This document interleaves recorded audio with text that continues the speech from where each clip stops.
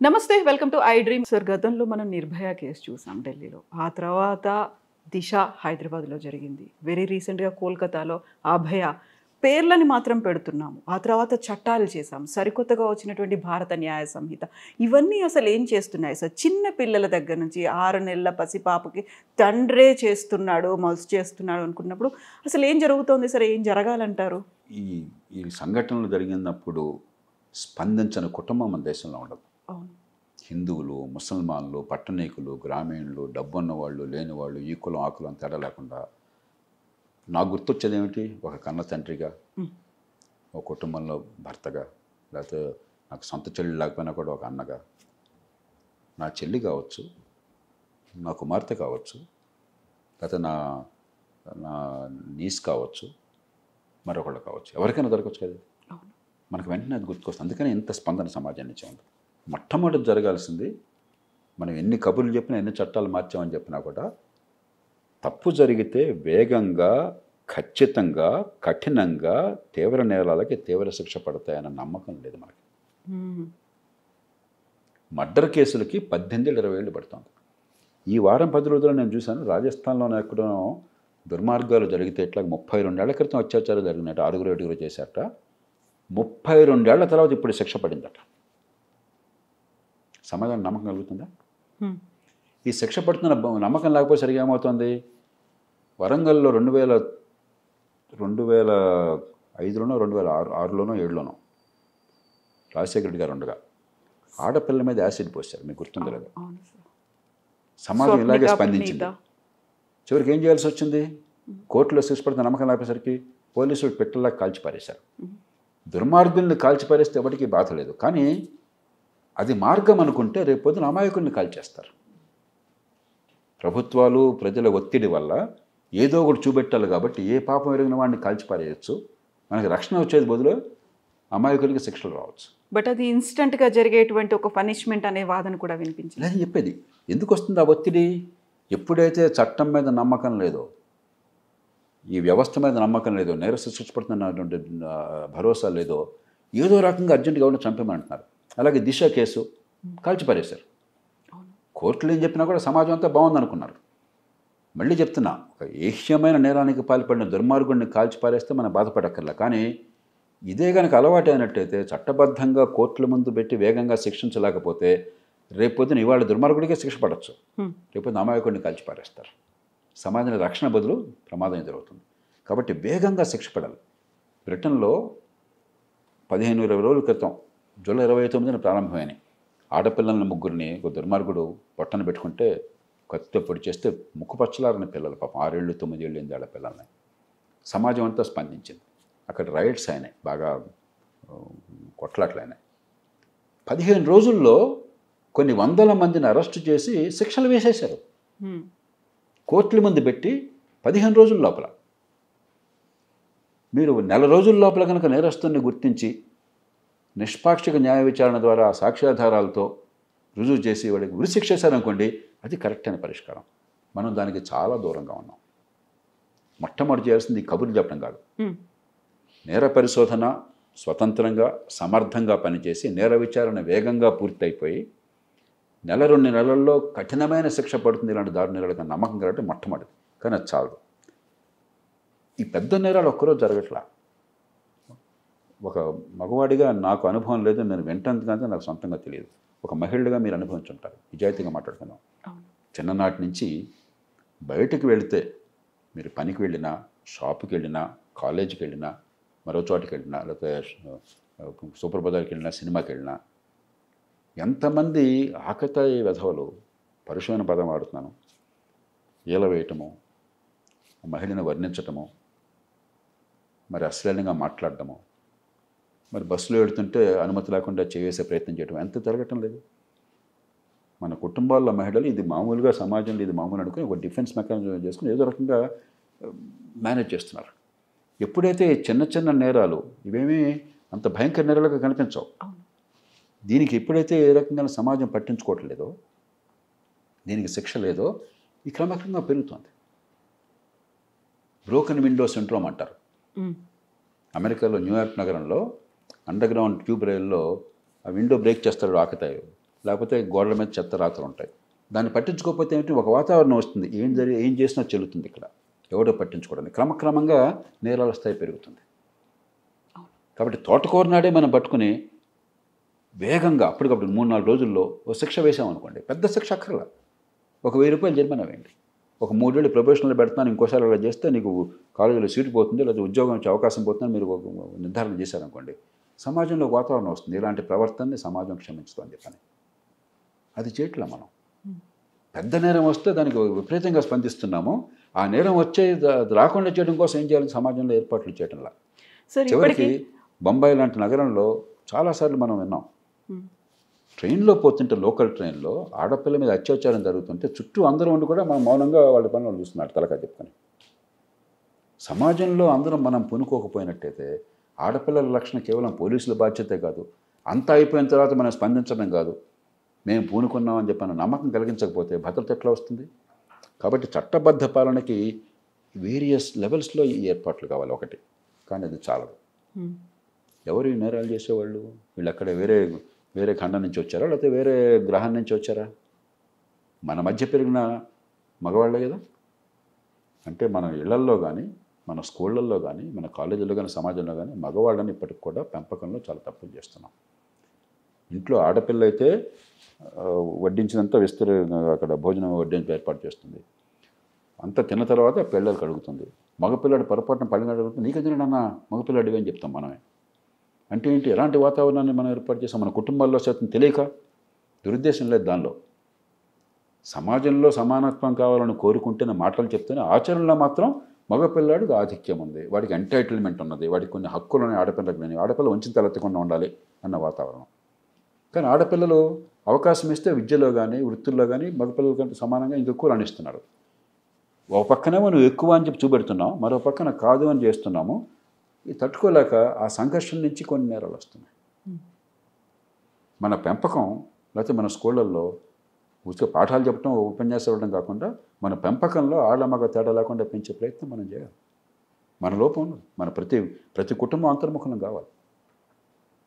మళ్ళీ ఇక్కడ కూడా సమగ్రంగా పెద్ద నేరాలకు ఏం చేయాలి, వేగంగా చిన్న నేరాలు పెద్దవి కాకుండా వెంటనే అదుకునే ఏర్పాటు అట్లా చేయాలి.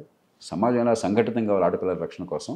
మన కుటుంబంలో, మన స్కూళ్ళల్లో, మన కాలేజీల్లో, విద్యలో కానీ పిల్లల పెంపకంలో కానీ ఏ మార్పులు కావాలి. ఇవి సమగ్రంగా చేయకుండా ఒక దారుణమైన సంఘటన జరిగినప్పుడు మనం తీవ్రంగా స్పందించి అది పరిష్కారం అనుకుంటే ఒకటి పరిష్కారం కాదు.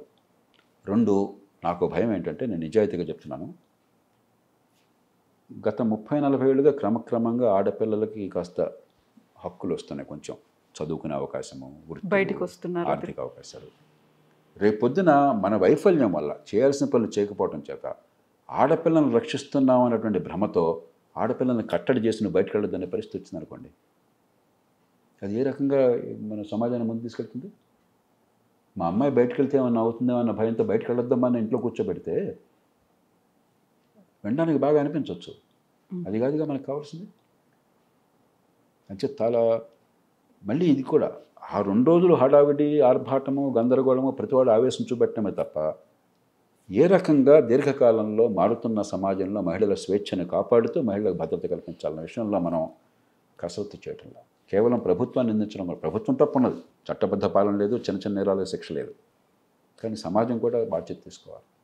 సో మాకంటూ ఒక సజ్జనారు కావాలి అనేటువంటి ఆలోచన, ఇట్లాంటివన్నీ ఆ టైంలో మాత్రం ఎందుకు కలుగుతున్నాయి? ఎందుకంటే ఎప్పుడైతే చట్టబద్ధ పాలన లేదో, ఎంత దారుణం చేసినా శిక్ష పడుతుందనే విశ్వాసం పోయిందో, బడితున్నవాడిదే బరి అన్న భావం ప్రబలిపోయిందో, ఈవేళ పలుకుబడి ఉన్నవాడు, కోటీశ్వరుడు, అధికారం ఉన్నవాడైతే వాళ్ళ పిల్లలు ఏం చేసినా కూడా, మర్డర్ చేసినా ఏం కాదన్న భావం ప్రబలిపోయింది. 180% వాస్తవం ఇది, నేను ఖచ్చితంగా చెప్తున్నాను. 100% నేను అన్నగానే, మీకు బాగా ఖరీదైన మనుషులైతే, మీకు రాజకీయంగా అధికారం ఉంటే, పలుకుబడి ఉంటే, మిమ్మల్ని దాదాపు ఎవడు ఏం చేయాలన్న పరిస్థితి అన్నమాట వాస్తవం. చట్టం అందరికీ సమానంగా వర్తించట్లా. దాంతో ప్రజల్లో కసి పెరిగిపోయింది. రోజు గొడవ చేయలేరు. ఇలాంటి వచ్చినప్పుడు సమాజం మొత్తం స్పందించేటప్పుడు ఆ కసి తీరాలి. కాబట్టి చంపరే, సజ్జనారే కావాలా, మరొకరు కావాలంటున్నారు. కానీ అది నేను ఇందాక చెప్పాను, అది పరిష్కారం కాజాలదు, అది ప్రమాదానికి దారితీస్తుంది. ఎన్నో దేశాల్లో ఇలాంటివి చేయడం మొదలెట్టిన తర్వాత వేల మంది అమాయకుల్ని చిత్రవతలు చేశారు. అది ఏనాటి పరిష్కారం కాదు. కొన్ని దేశాల్లో తర్వాత తెలిసింది DNA ఎవిడెన్స్ ద్వారా మరో ద్వారా వీళ్ళు కాదు అని చెప్పని. కాబట్టి నేరస్తుడికి ఖచ్చితంగా శిక్ష పడాలి. నేను దానికి 100% అనుకోను. కొంతమంది ఉరిశిక్ష వద్దంటారు, నేను కాదు, ఉరిశిక్ష కావాలి. ఎందుకంటే సమాజం మొత్తాన్ని అల్లకల్లోలం చేసే నేరాలు అయితే ఉరిశిక్ష కూడా కావాలి తీవ్ర నేరాలు చేసినప్పుడు. కానీ ఖచ్చితంగా సాక్ష్యాలు సేకరించి ఆ సాక్ష్యాలని మన చట్టాల ప్రకారం కోర్టు ముందు పెట్టి వేగంగా శిక్ష పడే ఏర్పాటు చేసి అప్పుడు ఉరిశిక్ష వేయండి. అంతేగాని చట్టం చేతుల్లోకి తీసుకుంటే తాత్కాలికంగా మీ ఆవేశం చల్లపడవచ్చు, కానీ మహిళలకు రక్షణ రాదు, సమాజానికి భవిష్యత్తు ఉండదు. సార్, ఇప్పుడు వాళ్ళకి ఉరి వేయాలి అన్నట్టుగానే ఇలాంటి అత్యాచారాలు చేస్తున్నారు, అఘాయిత్యాలు జరుగుతున్నాయి అనుకున్నప్పుడు ఇమ్మీడియట్గా వినిపిస్తోంది కెమికల్ కాస్ట్రేషన్ చేసేయండి అనేది. Do you agree for that sir? అంటే మన దేశంలో ఆ శిక్ష లేదు. దానికి కనుక మరి నేర న్యాయ కోవిధులంతా కూడా ఒప్పుకుంటే ఆలోచిద్దాం. ఇప్పుడు నేను దానికి కూడా వ్యతిరేకం అంటలే, కానీ శిక్షలో భాగం కావాలి. ఉదాహరణ ఉరిశిక్ష కొన్ని దేశాలు యూరోప్లో లేదు. మనం ఉరిశిక్ష కావాలి, మన సమాజం కోరుకుంటుంది. రోజు పెట్టట్లేదు, అరుదైనటువంటి కేసుల్లో రేరెస్ట్ ఆఫ్ ది రేర్ కేసుని సుప్రీంకోర్టు అన్నది మనం చేయాలంటున్నాం. దానికి సమాజం అంగీకరిస్తోంది. అలాగే ఇది కూడా రేపొద్దున ఏకాభిప్రాయం వస్తే వై నాట్, కానీ పద్ధతి ప్రకారం చేయాలి. చెప్పేది మెడిసిన్లో ఏమిటంటే కొన్ని రకాలైన జన్యువుల మార్పు ఉన్నప్పుడు ఆ క్రిమినల్ పద్ధతి జన్యువుల నుంచి వస్తుందని చెప్పంటారు. అలాంటి అరుదైన సందర్భం అనుకోండి, అయితే ఉరిశిక్ష, లేకపోతే ఇలాంటివి కొన్ని అవసరం కావచ్చు. కాబట్టి ఏదైనా కూడా ముందు మనం ఆవేశంతో కాకుండా చాలా నింపాదిగా ఆలోచించి పరిస్థితి తీవ్రని బట్టి మనం ఏంటంటే మన దేశంలో ఏమవుతుందంటే, ఈ మాట చెప్పడం కొంచెం నేను చాలా సందేహిస్తూ చెప్తున్నాను. మన దేశంలో మహిళ మీద చేయి పడితే మనం సహించలేం. మన సంస్కృతి అలాంటి, మతం కులంతో సమస్య లేకుండా, అది మంచిది కూడా. కానీ దానివల్ల ఏమవుతుందంటే ఉన్న సమస్యని అర్థం చేసుకుని పరిష్కారం చేయడం కాకుండా అతిశయోక్తులతో మనం ఎక్కువగా ఊహించుకుని సమస్యని పెంచుకుంటున్నాం. నేను టీవీ ఛానల్లో చూసాను, నేను స్టన్ అయిపోయాను, దిగ్భ్రాంతపోయాను. గంటకి కొన్ని వందల అత్యాచారాలు జరుగుతున్నారో ఒక యాంకర్లు నోటుకొచ్చినట్టు మాట్లాడారు. దురుద్దేశం ఏం లేదు, తెలియక అజ్ఞానంతో. ఒక్క అత్యాచారం కూడా ఎక్కువే, దాన్ని క్షమించకూడదు. కానీ ఉన్న సమస్యని 10 రెట్లు 100 రెట్లు ఎక్కువ చూపెట్టడం కూడా సరే విజ్ఞత కాదు. ఈవెన్ వర్క్ ప్లేస్ హరాస్మెంట్ కూడా యాక్సెప్ట్ చేయడానికి లేదు అసలు. దానికి కూడా యాక్ట్లు ఉన్నాయి. దాన్ని ఏంటంటే సరైన మోతాదులో సరైన రకంగా స్పందించాలి. అంతేగాని సమస్యను 100 రెట్లు కూర్చోబెట్టి పరిష్కారం లేకుండా ఉంటే నిరాశ పెరిగిపోతుంది. దాంతో ఏమైంది, గతంలో నిర్భయ లాంటి కేసులప్పుడు నేను స్వయంగా చూశాను. బీబీసీ కానీ బీబీసీ అంటే నాకు చాలా ప్రేమ. నేను సిగ్గుపడ్డాను. బీబీసీలో పచ్చి అబద్ధాలు ప్రచారం చేశాడు, కావాలని కాదు, దురుద్దేశం కాదు. వాళ్ళు కూడా మన రియాక్షన్ బట్టి భారతదేశము ప్రపంచంలో అత్యాచారాలకి క్యాపిటల్ అన్నాడు. ఇండియాస్ డాటర్ అని కూడా తీసుకొచ్చిన డాక్యుమెంటరీ. అది భారతదేశం ప్రపంచంలో అన్నిటికంటే అత్యాచారాలు ఎక్కువ అన్నది పూర్తి అబద్ధం. పూర్తి అబద్ధం. గణాంకాల ప్రకారం మన దేశంలో రోజుకి సుమారుగా 100 జరుగుతున్నాయి. 100 ఒక్కరు కూడా జరగకూడదు, అది వేరే విషయం. కానీ ఇతర దేశాల్లో, అమెరికా లాంటి దేశంలో రోజుకి 300 జరుగుతున్నాయి. మనలో 400 జనాభా అండి. 300 జరగాలని నేను కోరుకోవట్లా. మనం ఏంటంటే ఆవేశంతో సమస్య పరిష్కారం ఆలోచించకుండా సమస్యను చెరువుల పరువులుగా వర్ణిస్తున్నాం. అది పరిష్కారాన్ని దారితీయదు. ఒక భయకంపిత వాతావరణాన్ని దారితీస్తుంది, మహిళల బానిసత్వానికి దారితీస్తుంది. కాబట్టి మనం చాలా హేతుబద్ధంగా ఆలోచించాలి, దీర్ఘకాల దృష్టితో ఆలోచించాలి. చాలా కఠినమైన చర్యలు, చాలా స్పష్టమైన చర్యలు సమగ్రంగా తీసుకోవాలి. మ్యాజిక్లు లేవు మనకి. మన ముందు ఈ సినిమా స్టైల్ నుంచి, మ్యాజిక్ల నుంచి బయటపడేది. సినిమా ఒకటి ఉంది, ఒకే ఒక్కటి అది సినిమా అనుకుంటాను. నాకు ఎవరు ఫ్రెండ్స్ చెప్పారు, అన్న మీరు అంటే అలా అంటే బాగుంటుంది. నేను చెప్పాను, ఒక్కరోజు సీఎం దేవుడు కాదు, ఒక్కరోజు సీఎం కాగానే మారిపోతుంది, ఒక పాట పాడగానే సినిమాలో సీన్ మారిపోతుంది. ఇవన్నీ సినిమాలు అయ్యావి. జీవితం అట్లా ఉంటుంది. ఒక జీవితం బాగుపడాలంటే జీవితం పర్యంతం కష్టపడాలి, ఎన్నో పద్ధతులు ఏర్పాటు చేయాలి. కుటుంబం బాగుపడాలంటే బోల్డంత వెనకాల బోల్డంత కృషి, శ్రమ, పెట్టుబడి, త్యాగం ఉన్నాయి. అలా ఒక దేశం బాగుపడాలంటే బోల్డని పద్ధతులు ఉన్నాయి, కానీ మ్యాజిక్ ఏం లేదు. ఇట్లా అయిపోగానే మంత్రంతో ఏం జరగదు. మనం ఏదో మంత్రంతో చింతకాయలు వస్తాయని చెప్పిన ఒక మ్యాజిక్ 24 అవర్స్లో 1 అవర్లో పరిష్కారం అనుకుంటున్నాం. నాయకత్వాలు అలా స్పందిస్తున్నాయి, జనం అలా అడుగుతున్నారు. కాబట్టి ఏదో ఆ క్షణంలో హడావిడి 2 రోజుల తర్వాత మర్చిపోవటం కాదు. సో ఇప్పుడు సార్ నిర్భయ యాక్ట్ అనేది వచ్చింది, ఆ తర్వాత దిశ యాప్లు, హాకై యాప్లు, ఇలాంటివన్నీ పెట్టుకుంటే మేము ఇమ్మీడియట్గా రెస్పాండ్ అవుతాం. షీ టీమ్స్ ఇవన్నీ వచ్చిన తర్వాత కూడా మీరు చెప్పినట్టుగా ఇంత దారుణమైన, ఇప్పుడు చట్టంలో లోపం లేదు ఈ విషయంలో. ఒక గ్యాంగ్ రేప్ జరిగితే ఈ దేశంలో ఉరిశిక్ష సాధ్యం. చట్టం పెట్టాం. కానీ 32 ఏళ్ళు పడితే ఆ కేసులో జరిగినట్టుగా రాజస్థాన్ కేసులాగా ఉపయోగం ఏంటి? వేగంగా శిక్ష పడడానికి, అది కూడా సాక్ష్యాధార ఆధారంగా నిష్పాక్షంగా శిక్ష పడడానికి తగిన ఏర్పాట్లు మనం ఏమీ చేయాల.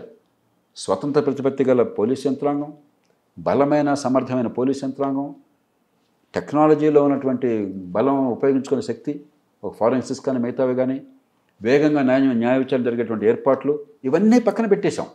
ఒక చట్టం చేసి ఉరిశిక్ష వేసాడు అన్నాం. ఈ మార్గం లేకుండా చేశాం. ఆ రోజు బ్రహ్మాండం కనిపిస్తుంది. ఉరిశిక్ష కోసం చట్టం చేశాడు. నేను చాలా విచిత్రంగా మాట విన్నాను. ఏ ముఖ్యమంత్రి అయితే ఈ శాంతి భద్రతల్ని కాపాడాలో, నేర న్యాయ వ్యవస్థ ఎవరి చేతుల్లో ఉందో ఆ ముఖ్యమంత్రి గారు ప్రదర్శన చేసి ఆవిడ కూడా ప్రజలతో పాటు నిరసన దీక్ష రోడ్డు మీద నిరసన దృష్టి పెట్టి